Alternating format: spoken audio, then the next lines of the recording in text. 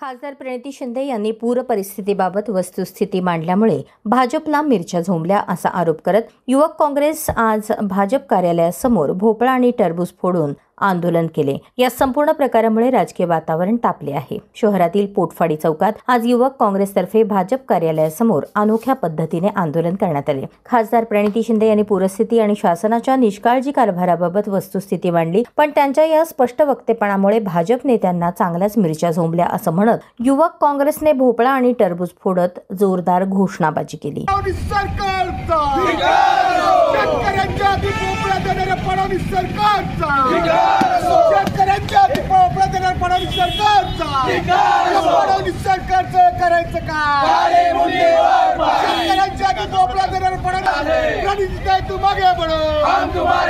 धरणातून नियोजनाशिवाय पाणी सोडल्यामुळे शेतकऱ्यांचे नुकसान झाले। खासदार प्रणिती शिंदे यांनी हेच सत्य सांगितले, पण भाजपला ते पचले नाही।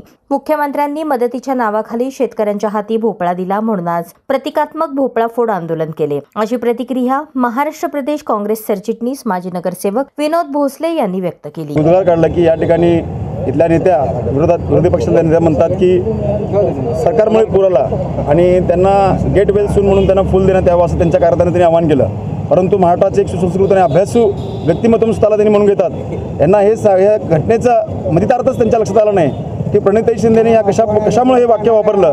याचं कारण एकच होतं की हे करण्यामागं, कारण की आपल्याला माहीत आहे की सरकार हे तोकडं पडलं आहे आणि सरकारचे लिमिटेशन, सरकारच्या मर्यादा या पुरामुळे बाहेर पडल्या आणि सरकारने कोणत्याही प्रकारचं ठोस उपाययोजना या ठिकाणी न केल्यामुळं या सरकार निर्मित पूर होता ह्याचं आमच्या खासदारताईंना म्हणत होतं। परंतु देवेंद्र फडणवीसांना कायमची सवय आहे ते स्वतःचं अपयश लपवण्यासाठी कायम विरोधकांवर टीका करत जाणं आणि आताच आमच्या अध्यक्षांनी सांगितल्याप्रमाणे मोठ्या घोषणांचा पाऊस देणं। त्यामुळे आज आम्ही शेतकऱ्यांसाठी भोपळा दिला, भोपळा, गाजर आणि मिरची या ठिकाणी घेऊन येतोय आणि हे नेहमी म्हणत असतात की विरोधक कन्फ्यूज आहेत। खऱ्या अर्थाने कन्फ्यूज कोण असतील तर देवेंद्र फडणवीस आहेत, कारण की ज्या अजित पवारांना म्हणतात की आम्ही अजित पवारांना सोबत चक्की पीसिंग म्हणतात आणि दुसऱ्या दिवशी त्यांच्यासोबत शपथ घेतात।